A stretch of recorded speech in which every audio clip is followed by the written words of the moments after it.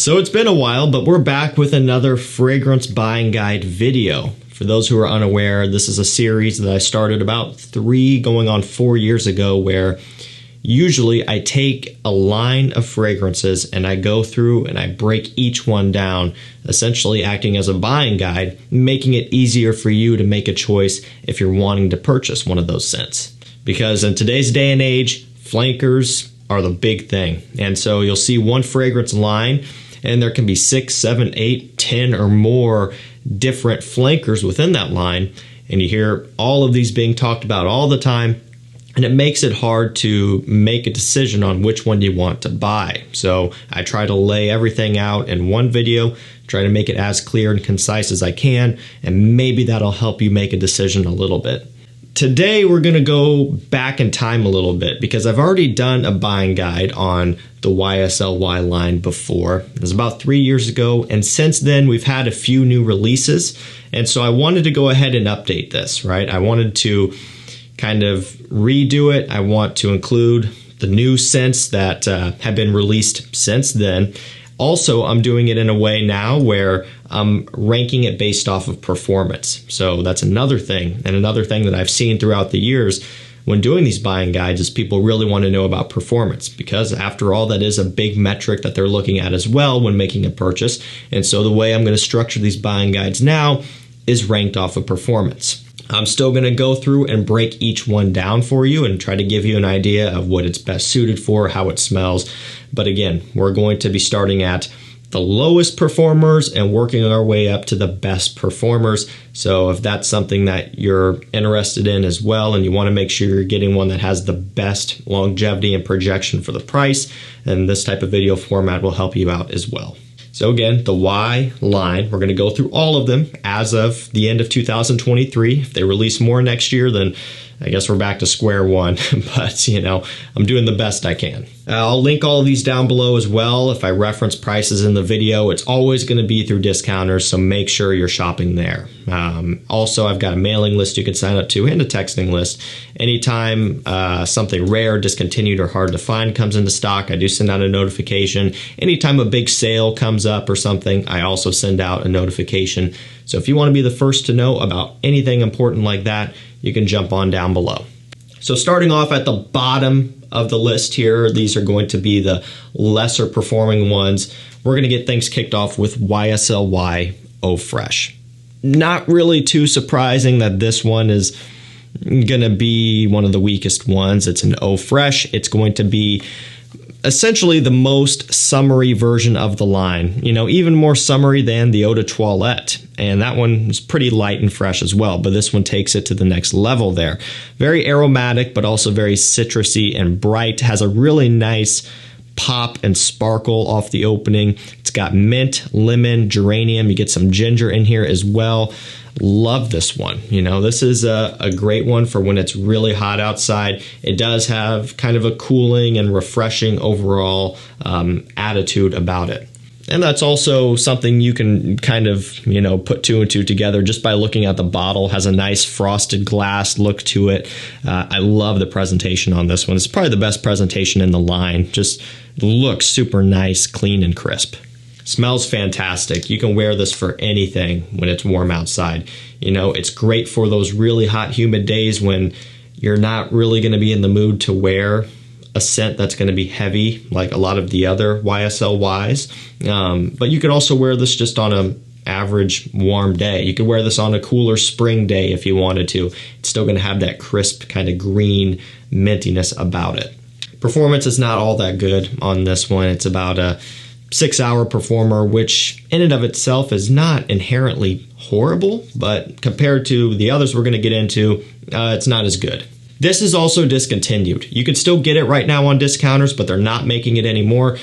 They're just making room to create more flankers as time goes on. This is also one that probably didn't do as well as a lot of the others, and so made sense that they ended up ceasing production on this one. But it is one worth picking up. It's a great collector's piece. It's great for summertime when it's really hot.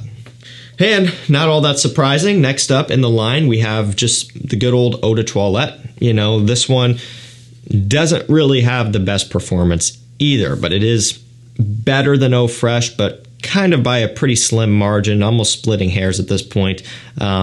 You know, so maybe they would rank differently based on your skin, but it's cutting it close. You know, either one is not going to be the best choice when you're after performance. This one here has a ton of aldehydes. You get some of the kind of sweetness a little bit from like the apple and things like that, not as much as on some of the others, but it is ozonic, it's fresh, it's very clean and aromatic as well. Lavender, clary sage, musk, all of that stuff. A little bit soapy. It also does have a nice bright opening too, just like Y Eau Fraiche, and this smells great, super clean. Smells like clean linen, smells like clean, fresh washed clothes on a spring day. It's like you're hanging them out to dry on a clothesline, if people still even do that anymore. That's kind of the impression this one gives off. Just crisp, clean, and super inoffensive. And for what it's worth, just the Eau de Toilette, it smells great. But because there are so many other options, and frankly, so many better options, at least subjectively, you just don't hear a whole lot about the Eau de Toilette anymore. And a lot of it's going to be because of the performance thing. This is essentially roughly the same price as some of the others that perform way better than this by like double. And so for a lot of people, it makes sense to go for those. But if you're someone who's a collector and you have all of them anyway, the Eau de Toilette is a great wear for a lot of situations.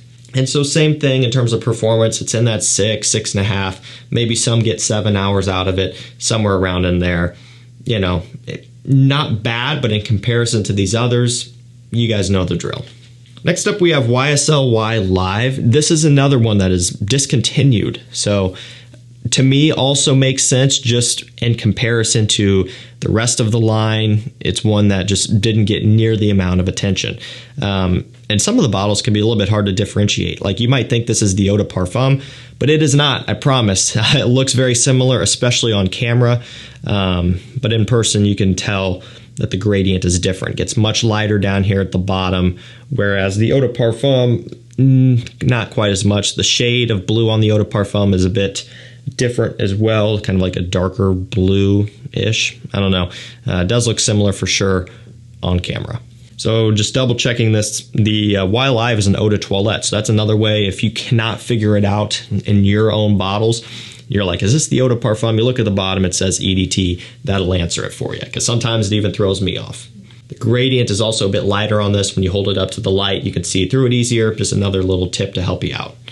Okay, Y Live. To me, this one is a bit sweeter, more in the direction of like an Invictus-y style, like more of a bubblegummy sweetness. You know, Invictus, maybe even Invictus Aqua, a little bit.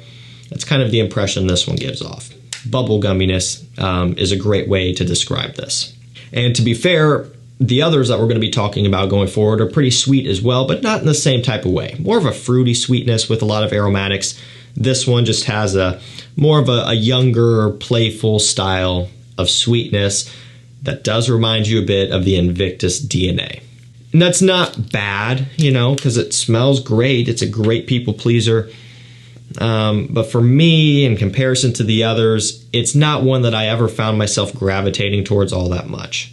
And if I didn't mention it already, I think I might have, but it's also discontinued. They're not making this one anymore. I think it does still pop up on discounters from time to time if you do have any sort of desire to grab one for yourself, but that's going to slowly dwindle and become less available as time goes on, because this one has been discontinued for a while. This might have even gotten discontinued before Eau Fraiche, but I can't remember for sure. Performance on this one is a bit better than the others, but still not great, surprisingly enough. Part of it's that Eau de Toilette concentration, not really doing it any favors. I find this to be also in the 7-ish hour range, 7, maybe 7.5. Not bad, but also, again, nothing amazing to write home about when we're talking about the YSL Y lineup.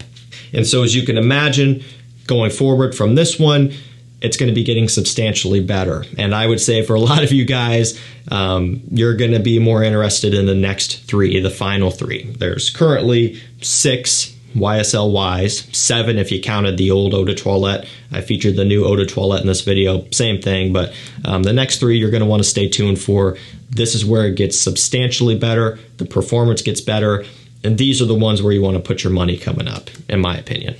So coming in at number 3, and again, we're still ranking these based off of performance, it is Y Le Parfum. Believe it or not, the Le Parfum is not the top performing one, and that's interesting to a lot of people.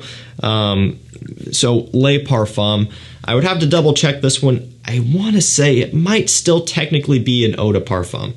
I could be wrong, and it does get a bit confusing sometimes. You oftentimes see Le Parfums as EDPs, or sometimes they'll call it an EDP intense, not a true parfum. Like Le Male Le Parfum is an eau de parfum, but you know, that's just kind of how they do it sometimes. Maybe we would get a true parfum concentration, but I don't know. And maybe this one is, but I don't think so. It doesn't quite wear like a true parfum, doesn't have the same amount of heaviness that one does, but that could be wrong. Now, this one does have substantially better performance, and there's a pretty big gap between, you know, Y Live, Eau de Toilette, up to the Le Parfum. So while those you were kind of getting in the 6 to 7 hour range on average, this one's more about roughly around 9 or so, 9 hours, which is great. It's a pretty big jump, and a couple hours might not sound like a huge deal, and maybe it's not depending on who you are, but still a pretty significant jump. You know, you kind of go from barely being able to make it through the average work day or school day, and then you get to the point where you're kind of going beyond that. And for those of you who work 12, 14-hour shifts, stay tuned because we got those coming up as well. But this one still does a pretty good job, all things considered here. And this one does have a pretty good amount of sweetness to it, just not in the same way as Y Live. This one is focusing a lot more on the apple, the sage. You're getting that amberwood in here, you know. It just has that style of sweetness, but it's still aromatic and clean, has that freshness, but the apple really kind of helps to drive this one home, and it gives it more substance. I think it's a great flanker. I really like it, and if you're after just something that has better performance and has a little bit more of a different take on the DNA, just making it a little bit more rich, the Le Parfum is a good option for you. Next up, we actually have the new kid on the block, the Eau de Parfum Intense, and this is where it gets interesting.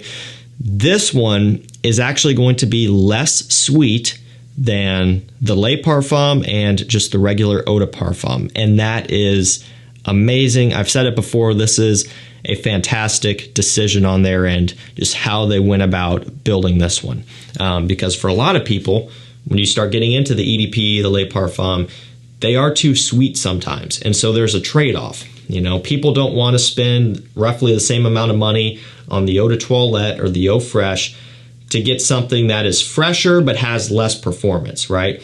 And so people kind of struggle with wearing the Eau de Parfum, the Le Parfum, sweeter ones when it's warm outside, you know, because they are so sweet. This one, you don't really have that issue.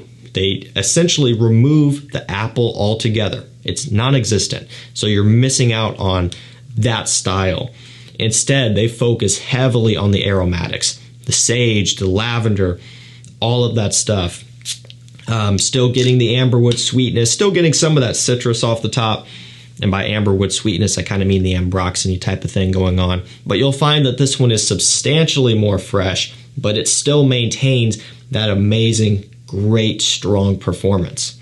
And so for me, I find this one surprisingly to do better than the Le Parfum. And the reason why, at least I think so in terms of it performing better, is because when you look at the note breakdown in the base and you smell the dry down of the Eau de Parfum Intense, you get a pretty substantial amount of patchouli and cedar wood, just woods and depth kind of making up the base that the Le Parfum doesn't have as much. And I think that helps this one stick around a bit longer. And again, that also does help this one to lose some of that sweetness and amp up some more of the woods and the masculine notes to just give it a little bit more of a wearable type of composition. A lot of people might go ahead and argue that the Eau de Parfum Intense is going to be a lot more wearable than a lot of the others. So for me, performance is easily 9.5, kind of pushing that 10-hour point. Very strong. It's impressively strong.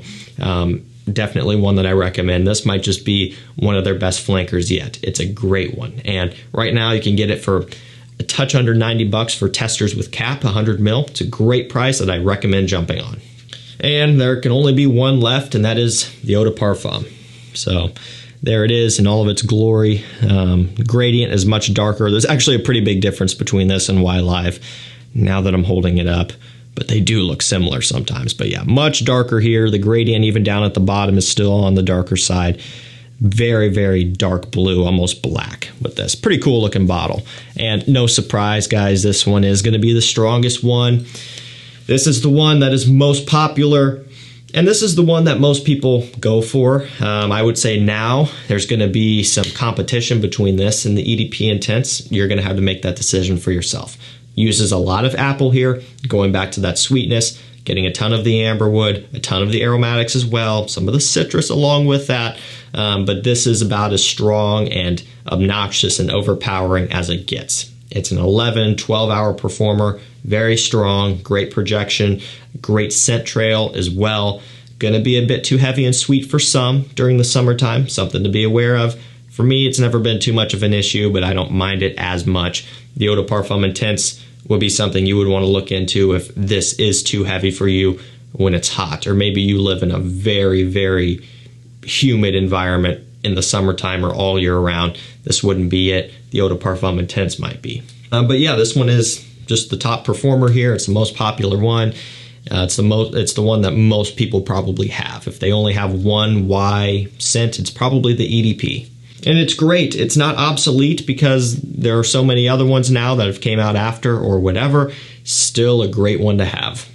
Alrighty guys, there you have it. That is the YSL Y lineup buying guide ranked by performance. So hopefully this gave you an idea of how they work and which ones are best for what, and that also gives you an idea on which ones have the best performance if that's something that you're really interested in knowing about, which most of you probably are, so that way you can get the most bang for your buck in that sense. I'll link them down below, but that's it. Thank you guys so much for watching. Stay safe, stay healthy. We'll see you tomorrow with another one. Take care.